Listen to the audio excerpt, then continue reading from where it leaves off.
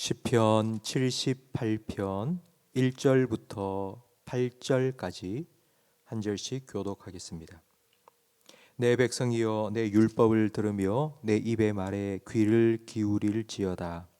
내가 입을 열어 비유로 말하며 예로부터 감추어졌던 것을 드러내려 하니 이는 우리가 들어서 아는 바요 우리의 조상들이 우리에게 전한 바라. 우리가 이를 그들의 자손에게 숨기지 아니하고 여호와의 영예와 그의 능력과 그가 행하신 기이한 사적을 후대에 전하리로다. 여호와의 증거를 야곱에게 세우시며 법도를 이스라엘에게 정하시고 우리 조상들에게 명령하사 그들의 자손에게 알리라 하셨으니 이는 그들로 후대 곧 태어날 자손에게 이를 알게 하고 그들은 일어나 그들의 자손에게 일러서 그들로 그들의 소망을 하나님께 두며 하나님께서 행하신 일을 잊지 아니하고 오직 그의 계명을 지켜서 그들의 조상들 곧 완악하고 패역하여 그들의 마음이 정직하지 못하며 그 심령이 하나님께 충성하지 아니하는 세대와 같이 되지 아니하게 하려 하심이로다. 아멘. 한때 세대 차이라는 말을 많이 했습니다. 세대 차이가 사회적인 문제가 되었던 적이 있었습니다. 그런데 요즘은 세대 차이라는 말을 그렇게 많이 하지 않습니다. 그러니까 이 세대 차이가 더 이상 사회적 문제가 되지 않을 정도로 당연한 것이 되었기 때문입니다. 세대 차이라는 말은 세대 간에 서로 통하는 공통점이 없다는 의미입니다. 세대 차이는 세대 단절로 이어질 수밖에 없습니다. 가정이나 사회 그 어디에서도 세대 단절이 일어나면 안 되지만 그 무엇보다도 교회에서 세대 단절이 일어나면 절대로 안 됩니다. 신앙의 세대 단절은 사사시대처럼 하나님을 알지 못하는 다른 세대가 출현되게 만듭니다. 이런 일이 일어나지 않도록 하나님께서는 우리 부모들에게 자녀에게 하나님을 전하라고 명령하셨습니다. 우리가 자녀에게 하나님을 전하는 두 가지 방법이 있습니다. 첫 번째는 4절 말씀에 우리가 이를 그들의 자손에게 숨기지 아니하고 여호와의 영예와 그의 능력과 그가 행하신 기이한 사적을 후대에 전하는 것. 이걸 딱 한 단어로 말하면 간증입니다. 내가 만난 하나님, 내가 경험한 하나님의 능력을 전하는 것입니다. 두 번째 자녀에게 하나님을 전하는 방법은 5절 말씀에 나와 있습니다. 여호와께서 증거를 야곱에게 세우시며 법도를 이스라엘에게 정하시고 우리 조상들에게 명령하사 그들의 자손에게 알리라 하셨습니다. 바로 하나님의 말씀을 가르치는 것입니다. 5절 말씀에 나와 있는 여호와께서 증거를 야곱에게 세우셨다고 말씀하는데 이 증거가 바로 하나님의 율법입니다. 이 증거라는 원어의 뜻은 경계라는 뜻입니다. 경계 표지, 울타리입니다. 그러니까 율법의 기능은 울타리입니다.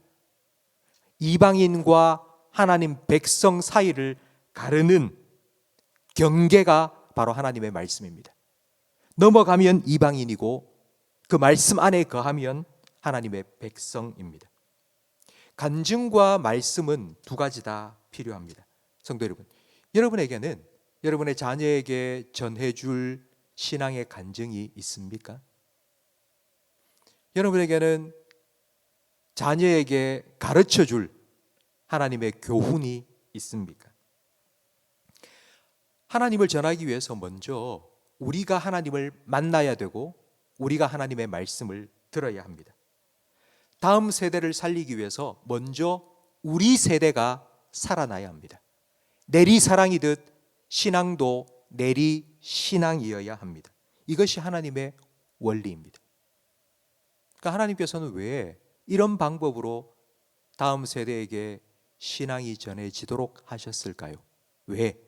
부모를 통하여, 부모의 간증과 교훈을 통하여 자녀들이 하나님을 알아가도록 신앙의 원리를 정하셨을까요? 그 이유가 2절 말씀에 나옵니다. 내가 입을 열어 비유로 말하며 예로부터 감추어졌던 것을 드러내려 한다고 말씀합니다. 여기에 예로부터 감추어졌던 것이라는 이 말은 수수께끼라는 의미입니다. 하나님의 말씀 그리고 하나님에 대한 지혜는 세상 학문처럼 영어 단어를 외우듯이 아니면 지리 공부를 하듯이 국어 공부를 하듯이 열심히 책을 읽고 공부해서 알 수 있는 것이 아닙니다. 지식적으로 가르쳐줘서 알 수 있는 것이 아니라 실제 생활 속에서 찾아오시고 만나주시는 하나님을 경험하고 깨달아야지만이 하나님을 알 수 있기 때문입니다. 쉐마 말씀이라고 잘 알고 있는 신명기 6장에 자녀 교육을 어떻게 해야 되는지를 잘 가르쳐주고 있습니다. 길을 갈 때이든지 집에 앉아 있을 때이든지 자려고 누울 때이든지 아니면 아침에 일어날 때이든지 자녀들에게 하나님의 말씀을 가르쳐라. 살아가는 삶 속에 순간순간마다 그 아이들이 겪고 있는 그 상황 속에 맞는 하나님의 말씀을 가르치고 깨닫게 해 주어라. 바로 이것이 하나님의 원리입니다. 이렇게 우리가 하나님을 자녀들에게 전하면 어떤 결과가 나타나는지 7절 말씀에 나와 있습니다. 그들로 그들의 소망을 하나님께 두며, 우리 자녀들이 소망을 하나님께 두게 되고요. 그리고 우리 자녀들이 하나님께서 행하신 일을 잊지 않고 그들도 그 일을 경험하며 살게 되고, 그리고 하나님의 계명을 지키며 살게 됩니다. 소망을 하나님께 둔다. 이게 어떤 의미인지 여러분 생각해 보십시오. 소망의 대상이 불확신하면 불행합니다. 소망의 대상이 사라지면 절망합니다. 요즘 젊은이들은 돈에 소망을 두고 사는 것 같습니다. 돈만 있으면 내가 행복해질 거라고 믿고 삽니다. 그래서 돈 때문에 죽고 죽이는 일들이 너무나도 많이 일어나고 있습니다. 디모데전서 6장 17절은 이렇게 말씀합니다. 정함이 없는 재물에 움켜잡으면 물거품처럼 사라져버리는 돈에 소망을 두지 말고 오직 우리에게 모든 것을 후히 주사 누리게 하시는 하나님께 소망을 두라. 우리는 소망을 하나님께 두어야 합니다. 하나님은 우리의 소망이시고 하나님은 우리에게 소망을 주시는 분입니다. 왜냐하면 하나님께서 우리를 향해 소망을 품고 계시기 때문입니다. 하나님이 우리를 향해 품으신 소망은 우리가 예수 그리스도를 닮은 하나님의 아들, 딸로 만들어 가시는 겁니다. 이 소망을 이루시기까지 하나님께서는 자기 아들을 죽음에서 부활시키신 그 능력으로 우리와 함께 하시며 우리의 삶을 빚어 가십니다. 이 하나님을 나의 소망으로 삼고 살아갈 때에 사방이 우겨쌈을 당하고 답답한 일을 당하여도 낙심하지 않고 절망하지 않고 살아갈 수 있습니다. 성도 여러분, 여러분의 소망을 하나님께 두시기를 간절히 바랍니다. 그리고 무엇보다도 여러분의 자녀들이 이 땅 살아가면서 소망을 하나님께 두고 살아가기를 주님의 이름으로 축복합니다. 그것이 우리 자녀들이 이 땅을 살아가면서 낙심하지 않고 절망하지 않고 살아갈 수 있는 유일한 방법입니다. 두 번째, 우리가 하나님을 전하면 우리 자녀들은 하나님이 하신 일을 잊지 않습니다. 이걸 다른 말로 표현하면 출애굽의 하나님, 예수 그리스도를 죽은 자 가운데서 다시 부활시키신 그 하나님을 나의 하나님으로 믿고 내 삶 속에도 그와 같은 출애굽의 역사, 부활의 능력을 하나님께서 나타내 주실 것이라고 기대하며 살아간다는 의미입니다. 그리고 세 번째, 우리가 하나님을 전하면 우리 자녀들은 하나님의 계명을 지키며 삽니다. 앞서 말씀드린 것처럼 하나님께서 우리에게 주신 계명, 하나님의 말씀은 울타리입니다. 그 울타리 안에 거하는 것, 바로 그것이 순종입니다. 그런데 그 울타리 안에 사는 걸 답답해, 속박당해, 감옥에 갇혀 있는 것 같아, 벗어나고 싶어.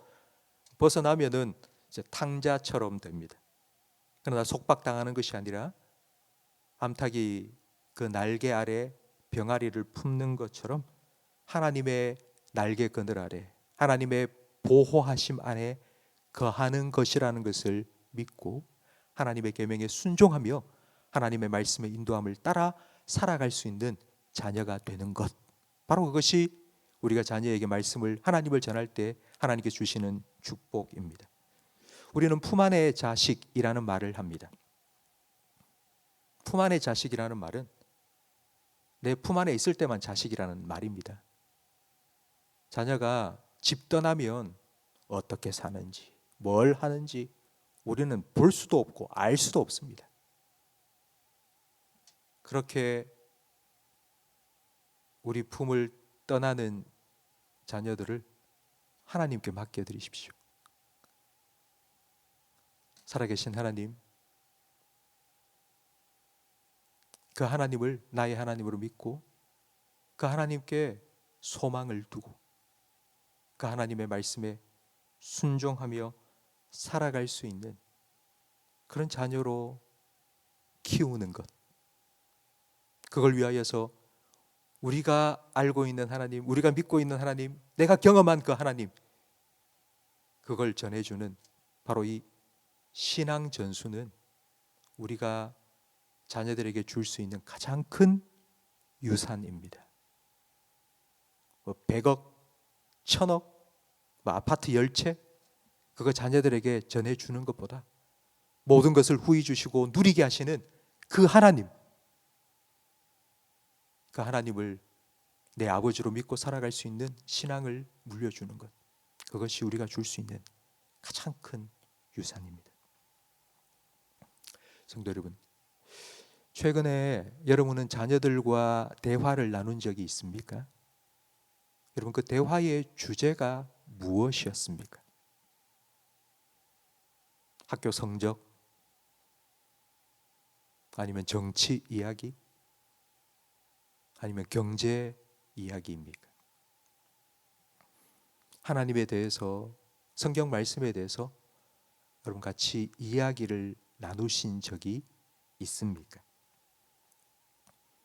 불러놓고 앉아라 하고는 제가 지금 하는 것처럼 설교를, 일장 연설을 하는 것이 아니라 길을 갈 때에, 앉아 있을 때에, 자려고 누울 때에, 아침에 일어났을 때에 툭툭 정말 삶 속에서 내가 생각하고 내가 경험하고 내가 은혜 받은 말씀을 하나하나 이렇게 우리를 통해서 흘러 나갈 때에 우리 자녀는 그 하나님을 알아가게 될 것입니다.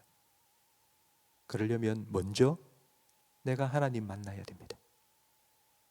그러려면 내가 먼저 하나님 말씀에 귀를 기울여야 됩니다. 내 안에 채워져야지 그게 흘러갑니다. 성도 여러분, 저는 여러분을 축복하고 싶습니다. 우리가 먼저 살고 우리를 통해 우리 자녀가 살고 그와 같은 하나님이 주시는 은혜가 저와 여러분의 가정 가운데 나타나기를, 임하기를 주님의 이름으로 축원합니다. 기도하겠습니다. 하나님 아버지, 감사합니다. 하나님께서 우리에게 맡겨주신 자녀들, 우리에게 믿고 맡겨주신 우리 자녀들, 우리를 통하여서 신앙이 전수되고 하나님을 알아갈 수 있도록 이 귀한 사명을 저희들에게 맡겨주셔서 감사합니다. 이 사명을 잘 감당하기 위하여 우리가 먼저 하나님 만나기 원하고 또 하나님 말씀을 듣기를 원합니다. 우리 기도에 응답하여 주시고 하나님의 기이한 일들을 우리 삶에 나타내 주시옵소서. 세미한 음성 가운데 우리의 삶을 인도하여 주시고 하나님의 말씀의 은혜를 날마다 풍성히 누리게 해 주시옵소서.